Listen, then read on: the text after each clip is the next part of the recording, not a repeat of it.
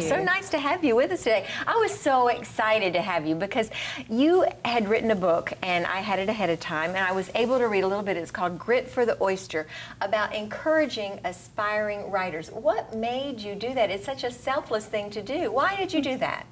Well, I feel like the Lord used mentors in my life and people to help me get started with my writing career a few years ago. I've only been writing about 6 years.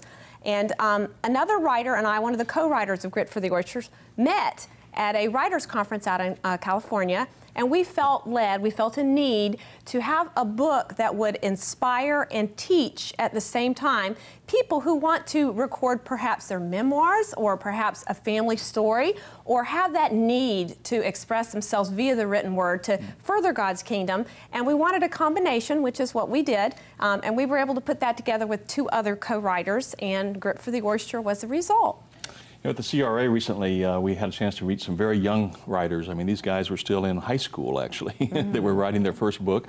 Some people don't do it until midlife, or some people not even until later in life. And so there's hope even for the late bloomers that, that come along. Oh, so true, and that's what I was. I was 45 when I started writing, and I was in a dentist office, and I had just finishing up a career as an occupational therapist and a piano teacher for 30 years.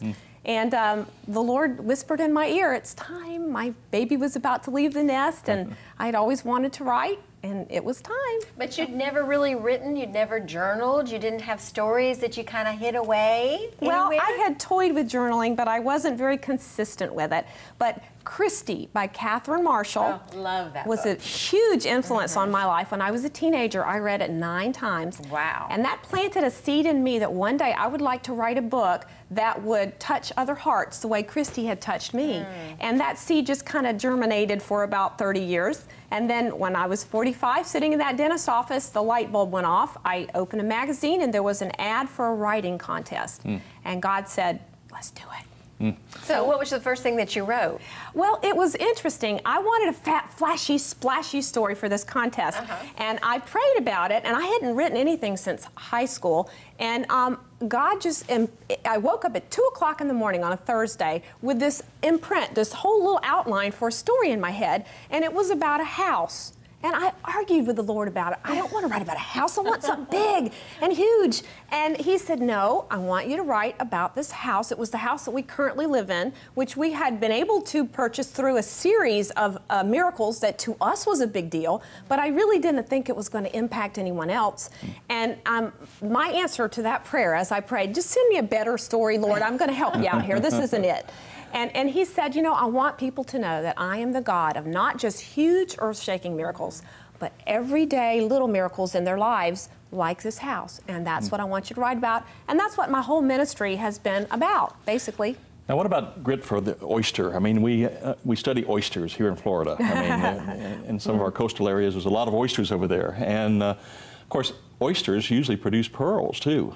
But it takes a little piece of sand to get in there. Is that what the book kind of outlines? The friction process. Very good. Yeah. The friction process develops pearls within us. And the subtitle for the book is 250 Pearls of Wisdom for Aspiring Writers.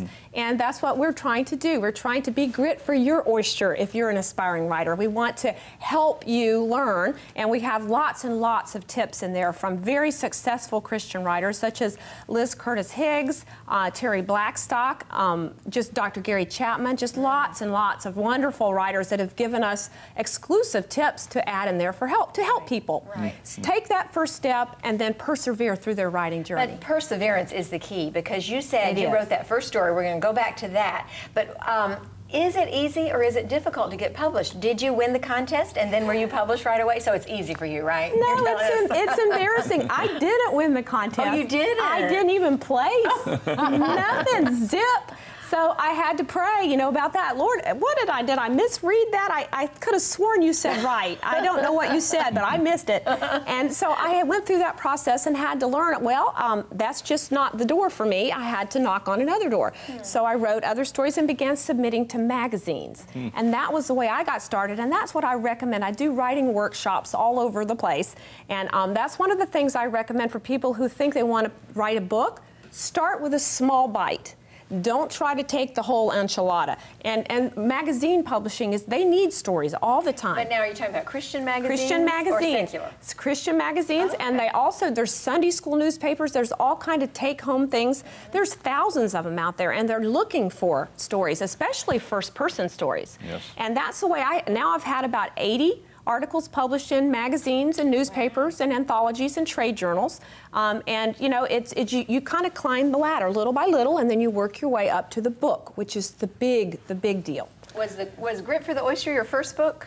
No, my first book was The Distant Shore, which is a novel based on a true story. It's historical fiction based on the life of a grandmother of a friend of mine who grew up in Merritt Island in 1904, back when it was an island and inaccessible except by boat. There weren't bridges back then. And it's her journey of faith, this extraordinary year of her life. And then I wrote, after that, I've written Grit for the Oyster, and then the sequel to The Distant Shore will be coming out in December. It's called Billowing Sails. And that's just one after the other, and 9 books now. And I'm excited about Billowing Sails because I have to tell you, I love fiction, historical. Historical fiction is just one of my favorite things to read anyway. And I don't get to read a lot of fiction because of the blessing that we have here at the station where we get so many books to read, and they are wonderful. But every once in a while, you just want a great book that you can just lose yourself in. And that's what I did with Distant Shore.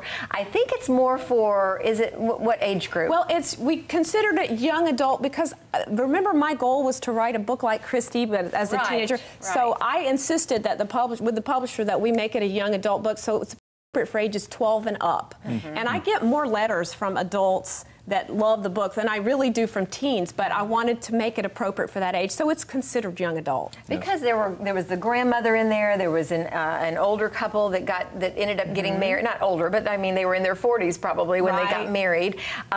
I love the book because it was clean, there was a strong Christian message throughout the book, and it's a book that I would pass on to my child, and to my mother would love the book. So I do love the fact that even though it's kind of an adolescent book, like you said, for ages 12 and up, the Up loves to read this kind of book. Because it's history too. I mean, It you know, is when you look at Merritt Island, And I the people took that grew great up there. pains to make it as accurate as possible. I did a lot of research for it. Heavenly humor. Well, I have 2 humorous women's books. That's the first, and I was very honored to be included in that one because the Women of Faith ladies are featured in that book, Patsy Claremont and Anita Renfro, and then I'm kind of one of the wee little names in that, but you're a big name too. I'm okay with that. And then my next humor book is coming out in March. It's the Mother's Day release for Regal Publishing, and it's called Mom Needs Chocolate. And I'm real excited about that one. That was kind of like the story of my life and God's fingerprints on my life, getting through the journey of motherhood. And I'm trying to encourage other moms, you know, to hang in there and to find the joy of the Lord through when you're stuck in the muck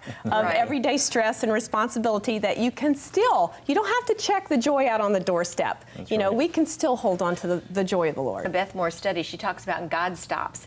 Those are the kinds of things that I would imagine you kind of write about, the God stops in your life. I call them grace notes. From my history as a piano teacher, I borrowed the musical term for those little bitty notes beside the regular notes in a score. They're not necessary to the melody, but they add so much breadth and depth and beauty to the music. And that's what I feel like God does for us through His grace notes in our lives, if we just notice, if we just take the time to look for them. Oh, I love it. That we don't let fear stop us from doing that. That we take that first step. You know, it's easier than you think, although you do have to persevere, but there's a lot of ways to get mentoring. I offer a lot of different ideas. I do workshops around the areas, and if people just had a little coaching in the right direction, I think they would be much more secure and able to take that first step and to work it.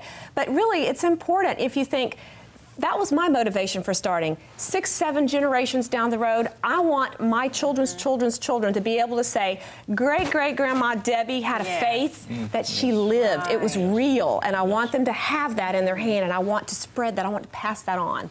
That's right. Deborah is a great communicator in her writing as well as in her speaking. If you would like more information about Deborah Cody, it is www.deborahcody.com.